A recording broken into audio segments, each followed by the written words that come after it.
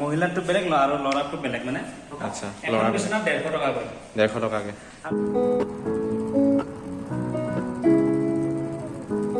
বন্ধুসকল এতিয়া আমি গৈ আছোঁ 150 টকাত ৰুম পোৱা সেইখন হোটেললৈ। আজিৰ এই স্পেচিয়েল ভিডিঅ'টো একমাত্ৰ আপোনালোকৰ বাবে বনাইছোঁ মই। আপোনালোকে কেতিয়াবা GMCH হস্পিটালত আহি ৰাতি থকাৰ বাবে অসুবিধাৰ সন্মুখীন হৈছিলে নেকি?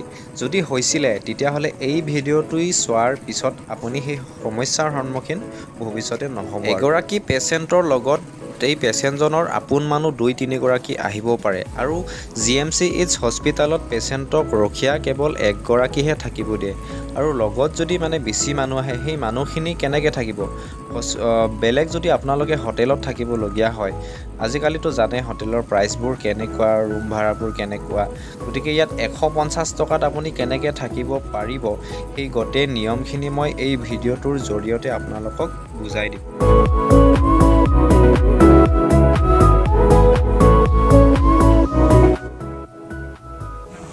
ফাইনেলি আহি পালোঁ আৰু ওপৰত চাইনবৰ্ডত লিখা আছে গুৱাহাটী চিকিৎসা মহাবিদ্যালয়।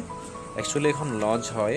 এয়া আপোনালোকে বাহিৰৰ পৰিৱেশটো চাওক কি ধুনীয়া পৰিষ্কাৰ কৰি ৰাখিছে চাওক সদায় যাতে এনেকৈ পৰিষ্কাৰ হৈ থাকে আৰু একচুৱেলি মানে কি আমাৰ অসমৰ মানুহবোৰ মানে চৰকাৰী বস্তু ৰাজহুৱা বস্তুবিলাক মানে কিছুমান মানুহে মানে বেয়া ব্যৱহাৰ কৰে বহুত আৰু সোমাই আহিলোঁ ভিতৰত ইয়াৰ ৰিচিপশ্যনত দাদা এজন বহি আছে চাই লওক আৰু আগত টিভি লাগি আছে কি ধুনীয়াকৈ আৰু ইফালে বহিবৰ কাৰণে চকী দি থোৱা হৈছে।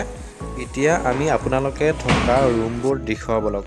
আপোনালোকে ইয়াত আহি থাকি আচলতে অনুভৱ কৰিব নোৱাৰিব যে চৰকাৰী এখন লজত আছে আপোনালোকে ভাবিব যে এখন মানে ষ্টাৰ হোটেলত যেন আছে এনেকুৱা অনুভৱ হ'ব।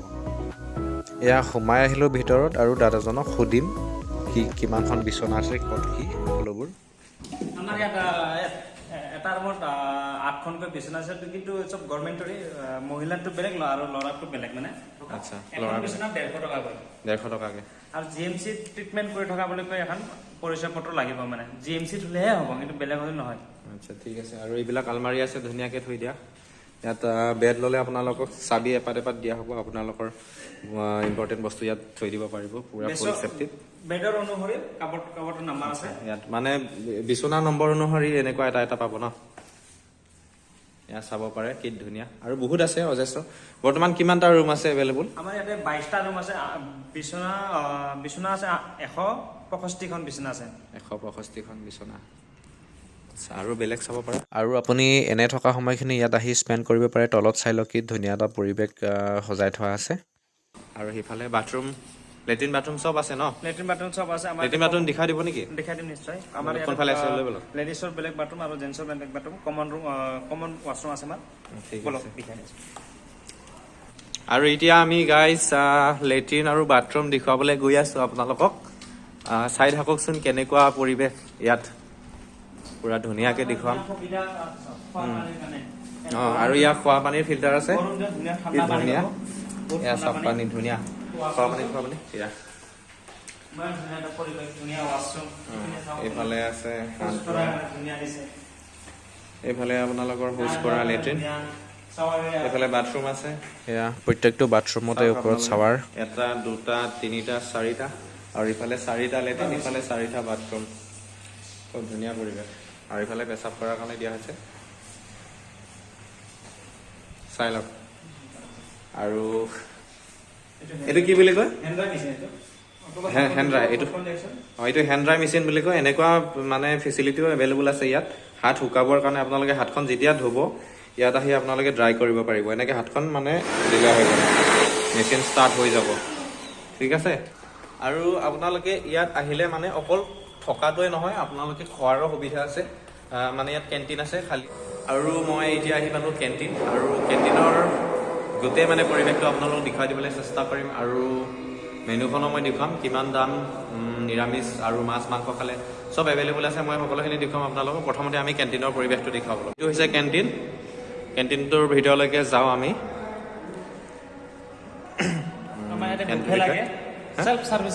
ইয়াত চেল্ফ ছাৰ্ভিচ বুলি কৈছে। ইয়াত ভাতবিলাক দিয়ে ন?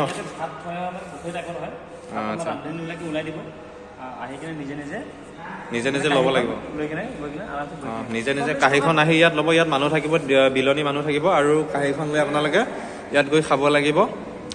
ইয়াত বহা ধুনীয়াকৈ চকী আছে। এই দাদা এজন আছে, হাই বুলি কৈ দিয়ক।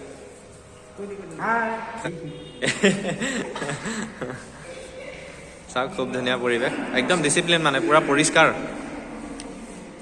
কেণ্টিনতো খুব ধুনীয়াকৈ ৱাছ ৰুম আছে। আপোনালোকে ভাত খাই তাত মানে ভাত খোৱা পাতত আপোনালোকে হাত ধুব নালাগে। ইয়াত হাত ধোৱাৰ ধুনীয়া সুব্যৱস্থা কৰা আছে। ভাত খাই আহি আপোনালোকে ইয়াত হাত ধুব পাৰিব। আৰু মানে ইয়াত ফিল্টাৰ দিয়া আছে, খুব ধুনীয়া মিনাৰেল পানী খাব পাৰে, ভল্টেজ। আৰু হাতখন ধুই মেলি আপোনালোকে ইয়াত হাতখন ড্ৰাই কৰিব পাৰে ইয়াত। আৰু সেইফালেও আছে আপোনালোকৰ শৌচালয় আছে আৰু পেচাব কৰা ৰুম আছে। খুব ধুনীয়া পৰিৱেশ, আপোনালোকে চাব পাৰে ইয়াত। এইটো লেডিজ ৱাছৰুম বুলি কৈছে আৰু এইটো জেণ্টছ। চাওক আৰু কেণ্টিনৰ মানে ধৰক আপুনি প্ৰাইচবিলাক কৈ দিয়ক, দামবিলাক। কেণ্টিন আশ্ৰয় সদন কেণ্টিন ৰাতিপুৱা আপোনাৰ এনে এইটো লেখা আছে 8:30, কিন্তু আপুনি 7টা বজাৰ পৰা পাব। আপোনাৰ 7টা বজাৰ পৰা 10টা বজালৈকে আপুনি ব্ৰেকফাষ্টৰ টাইম পাব। আচ্ছা, ব্ৰেকফাষ্টৰ টাইম বুলি কৈছে ইয়াত লিখা আছে 8:30 বজাত, কিন্তু 7টা বজাৰ পৰাই পাই যায় বুলি কৈছে দাদাজনে। 7টা বজাৰ পৰা 10টালৈকে আপোনালোকে ৰাতিপুৱাৰ ব্ৰেকফাষ্ট পাই যায়। যিহেতু 20 টকা দিছে, কিন্তু 20 টকা নহয়, আমাৰতো 30 টকা হয় দুপৰীয়া 8টা বাজিটো। চব্জিটোও 30 টকা হয়। আৰু দুপৰীয়াৰ খানাটো হ'ল আমাৰ 12:30 পৰা 3টালৈকে পাই যাব। আচ্ছা, অকণমান টাইমটো কিবা হৈছে। আৰু ৰাতিটোও হ'ল আমাৰ ছেম টাইম 8টা বা 8:30 পৰা হৈ যাব 10টালৈকে। আৰু আপোনাৰতো নিৰামিষ ভাত 40 টকা, কণী ভাত 60 টকা, মাছ ভাত 80 টকা, আৰু মাংস ভাত 90 টকা। আচ্ছা, খুব ধুনীয়া। আৰু বেলেগ কি দেখুৱাবলৈ আছে? আমাৰ ইয়াতে কাৰ পাৰ্কিঙৰ সুবিধাও আছে। কাৰ পাৰ্কিঙৰ সুবিধাখিনি দেখুৱাব নেকি? ক'ত আছে? এণ্ড ফ্ৰেণ্ডছ, এতিয়া মই আপোনালোকক পাৰ্কিং দেখুৱাবলৈ গৈ আছোঁ। আৰু এইটো গ্ৰাউণ্ড ফ্ল'ৰ হয়, ইয়াতো যথেষ্ট সংখ্যক ৰুম আছে।